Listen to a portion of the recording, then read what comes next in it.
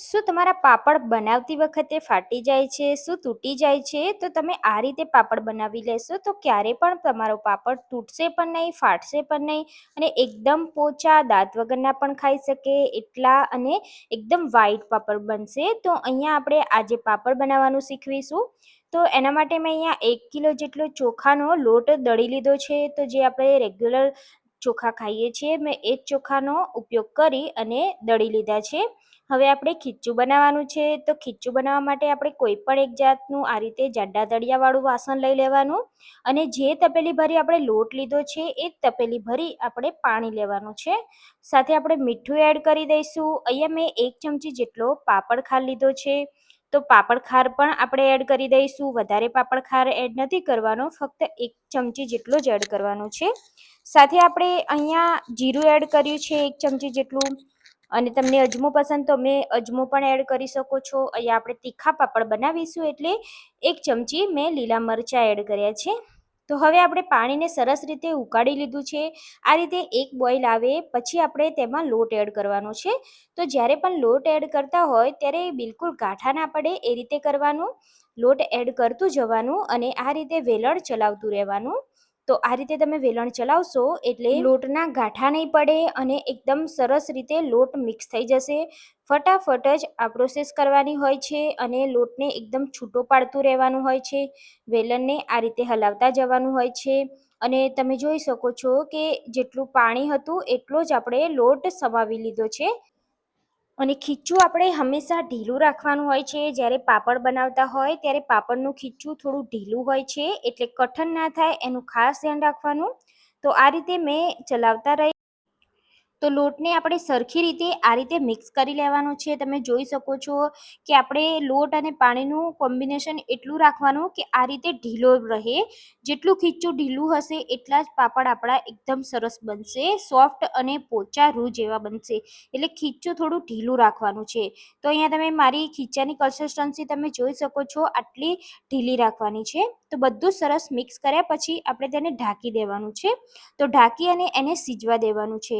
ફક્ત 5 minute slow gas ઉપર સીજવા દઈશું એટલે તમે જોઈ શકો છો કે ખીચું આપણું સરસ રીતે બફાવા લાગ્યું છે. તો આ રીતે ખીચું પરફેક્ટ રીતે બફાશે તો પાપડ તમારા ક્યારે પણ ફાટશે નહીં અને ક્યારે પણ તૂટશે નહીં. કેમ કે ખીચું બનાવવાની જ ખૂબી હોય છે. સરસ રીતે ખીચું બનાવશો તો પાપડ એકદમ પરફેક્ટ જ બનશે. તો અહીંયા આપણે ખીચું બાફી લીધું છે. હવે આપણે ગેસની ફ્લેમને બંધ કરી દેવાની છે અને ખીચુંને આપણે નીચે ઉતારી લેવાનું છે. તો નીચે ઉતાર્યા પછી ખીચુંને આપણે સતત આ રીતે હલાવતા રહેવાનું, કેમ કે તે તળિયે ના બેસી જાય એનું ખાસ ધ્યાન રાખવાનું. હજી પણ આપણું ખીચું બન્યું નથી. તો હજી પણ આપણે પાપડ બનાવવા માટે એક ખાસ પ્રોસેસ કરવાની છે જેનાથી પાપડ આપણા ક્યારેય પણ તૂટશે નહીં. તો આ રીતનું મેં પ્લાસ્ટિક લઈ લીધું છે. કોઈ પણ તમે પ્લાસ્ટિકની થેલી કે પછી કોઈ પણ વસ્તુ લઈ શકો છો. તો આ રીતે આપણે એને તેલ લગાવી અને ગ્રીસ કરી લીધી છે. તો હવે આપણે જે ખીચું બનાવ્યું છે તેને આપણે આ પ્લાસ્ટિકની થેલી પર રાખી દેવાનું છે. તો બધું જ ખીચું આપણે ગરમા ગરમ હોય ત્યારે જ આ પ્રોસેસ કરવાની છે. એટલે બધું જ ખીચું આપણે એડ કરી દઈશું. હવે આવશે કે આપણે ખીચાને મસળવાનું છે. તો આ પ્રોસેસ ખાસ કરવી જરૂરી છે, કેમ કે આ રીતે તમે ખીચું મસળશો તો એટલું સોફ્ટ થશે કે પછી આના તમે પાપડ કરશો ને તો એટલા સોફ્ટ અને એટલા વ્હાઈટ પાપડ થશે કે કદી પણ તૂટશે નહીં. એટલા પરફેક્ટ જ બનશે. જો તમે પહેલી વાર બનાવતા હોય તો ખાસ આ પ્રોસેસ કરીને જ બનાવજો. તો અહીંયા આ રીતે ખીચુંને આપણે મસળવાનું છે. તો એકદમ પરફેક્ટ રીતે મસળીશું. થોડીક વાર ગરમ હશે એટલે હાથ આપણા દાજી જાય, પણ આ રીતે મસળવું જરૂરી છે, સોફ્ટ કરવાનું છે તેને. તો આવી જ રીતે આપણે ચલાવતા રહી 5 મિનિટ જેવું આને મસળી લેવાનું છે. અને જો ખીચું તમને લાગે કે પ્લાસ્ટિક પર ચોટે છે તો તમે અહીંયા થોડું તેલ લગાવી અને સેટ કરી શકો છો. તો તમે જોઈ શકો છો ખીચું આપણે મસળીએ છીએ એટલે એ લોટ આપણો એકદમ સોફ્ટ થવા લાગ્યો છે. તો બસ આ પ્રોસેસ કરવી ખૂબ જ જરૂરી છે. તો હજી પણ આપણું ખીચું બન્યું નથી. જે પાપડ માટે જે આપણે જે જોઈએ છે લોટ એ હજી રેડી નથી થયો. એટલે આ પ્રોસેસ કર્યા પછી હજી પણ આપણે એક પ્રોસેસ કરવાની છે. તો લોટને આપણે આ રીતે મસળી દીધો છે, એકદમ સોફ્ટ થઈ ગયો છે. પછી આપણે આ રીતનું કાણાવાળું વાસણ લઈ લેવાનું છે. વાસણને તેલ લગાવી અને ગ્રીસ કરી લેવાનું છે. હવે આપણે આ લોટમાંથી આ રીતના ગોળ શેપમાં, જે મોટી સાઈઝમાં પેડા બને એ રીતનો શેપ આપી દેવાનો છે. વચ્ચે આપણે કાણું પણ પાડી દઈશું અને આ ઈડલી ટાઈપનું આપણે એક પેંડા તૈયાર કરી દેવાના છે. તો આ મોડને આપણે જે તૈયાર કરેલો વાસણ છે એમાં રાખી દેવાનું છે અને એવી જ રીતે આપણે બધા જ લોટમાંથી આ રીતના પેડા તૈયાર કરી દેવાના છે. હવે આપણે ફરીથી તેને બાફવાનું છે. તો આપણે અહીંયા બધા જ પેડા બનાવી અને તૈયાર કરી દીધા છે. તો તૈયાર કરેલા પેડાને આપણે બાફવાના છે. તો બાફવા માટે મેં અહીંયા આ રીતનું વાસણ રાખી દીધું છે. એમાં કોઠીલો રાખી પાણી ઉકાળી દીધું છે. હવે આપણે તૈયાર કરેલો બાઉલ સેટ કરી અને ઢાંકણ ઢાંકી તેને આપણે હાઈ ફ્લેમ પર 15 મિનિટ જેવું સ્ટીમ કરી લેવાનું છે. 15 મિનિટ જેવું થઈ જાય એટલે તમે જોઈ શકો છો આપણું ખીચું એકદમ સરસ રીતે બફાઈ ગયું છે. આ રીતે બફાઈ જાય એટલે આપણે તેને નીચે ઉતારી લઈશું અને હવે આપણે ફરીથી જે પ્લાસ્ટિક ઉપર આપણે તેને મસળ્યું હતું એ આપણે એને તેલ લગાવી ફરીથી આપણે ગ્રીસ કરી લેવાનું છે અને ફરીથી આપણે જે પેંડાને બાફ્યા છે તે બધા જ પેંડાને આપણે આ પ્લાસ્ટિક ઉપર રાખી દઈશું અને ફરીથી આપણે તેને મસળવાનું છે. તો તમને અત્યારે એવું થતું હશે કે બેન કેટલી લાંબી પ્રોસેસ છે, પણ તમે આ રીતે પાપડ બનાવશો તો તમારા પાપડ એટલા મીઠા પણ લાગશે, એટલા સરસ પણ બનશે, જેને દાંત નહીં હોય એ પણ ખાઈ શકશે.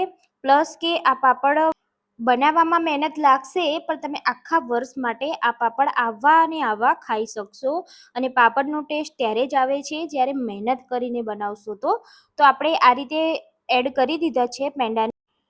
તો ફરીથી આપણે જેમ આગળ મસળ્યું એવી જ રીતે આપણે ફરીથી આ ખીચુંને મસળવાનું છે. હવે જે તમે મસળશો એકદમ પરફેક્ટ રીતે મસળવાનું, જેથી આપણા આના પાપડ એકદમ સરસ બનશે. તો તમને લાગે કે ખીચું ચોટે છે તો તમે થોડું તેલ એડ કરી દેશો એટલે બિલકુલ ચોટશે નહીં.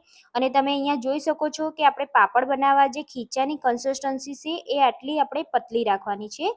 જેટલું ખીચું પતલું, મતલબ બેટર આપણું પતલું હશે એટલા જ પાપડ આપણા પોચા બનશે અને ક્યારે પણ ફાટશે નહીં. તો આ રીતે મેં થોડું થોડું તેલ એડ કરી અને સરસ રીતે લોટને એકદમ સોફ્ટ બનાવી લીધો છે. આ રીતનો પરફેક્ટ લોટ બને એકદમ, તમે જોઈ શકો છો કે એકદમ સ્મૂથ આપણો લોટ બની ગયો છે, બિલકુલ હલકો બની ગયો છે લોટ. તો અહીંયા આપણે મેં 5 મિનિટ જેવું આને આ રીતે ખૂંદી નાખ્યો હતો અને લોટને એકદમ સરસ સોફ્ટ કરી લીધો છે. તો આપણે સોફ્ટ કરેલા લોટને આપણે એક તપેલીમાં એડ કરી દઈશું. હવે આપણે આમાંથી પાપડ બનાવવાના છે. તો પાપડ બનાવવા માટે સૌથી પહેલાં આપણી જોડે પાપડનું જે દબાવવાનું મશીન આવે છે એ હોવું જરૂરી છે.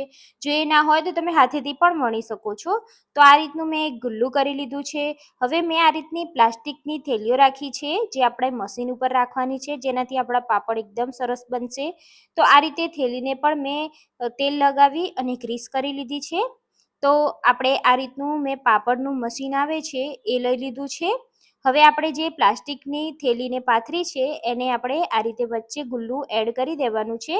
બીજી સાઈડ આપણે આ રીતે કવર કરી દઈશું અને આ મશીનથી આપણે દબાવી દઈશું. તો આ રીતે એક જ વાર દબાવવાનું, જેથી આપણા પાપડ એકદમ પતલા પણ ના થાય અને એકદમ જાડા પણ ના થાય. તો અહીંયા આપણું પાપડ બની ગયો છે. તો હવે આ પાપડને આ રીતે આપણે સૂકવવાનું છે. તો જ્યારે પણ તમે પાપડ બનાવતા હોય ત્યારે 2 જણની હેલ્પ લેવી. તો એક દબાવવાની પ્રોસેસ કરે અને એક સુકાવાની પ્રોસેસ કરે. તો પાપડ સુકાવાની પણ એક ટ્રીક છે કે આ રીતે આપણે પ્લાસ્ટિકની બેગ ઉપર રાખેલો છે પાપડ દબાવીને, એને આપણે આ રીતે ઊંધો રાખી દેવાનો છે અને પ્લાસ્ટિકની આ રીતે થેલી પર આપણે પાપડને સૂકવીશું. હવે આપણે હલકા હાથે આ રીતે દબાવવાનું છે અને થેલીને આપણે હલકા હાથે આ રીતે નીકાળી લેવાની છે. તો અહીંયા તમે જોઈ શકો છો કે આપણો પાપડ એકદમ સરસ રીતે પડી ગયો છે. તો આવી જ રીતે આપણે બધા જ પાપડને પાડવાના છે. તો હલકા હાથે આ રીતે દબાવતું રહેવાનું અને પછી એને આ રીતે થેલીથી અલગ કરી લેવાનો.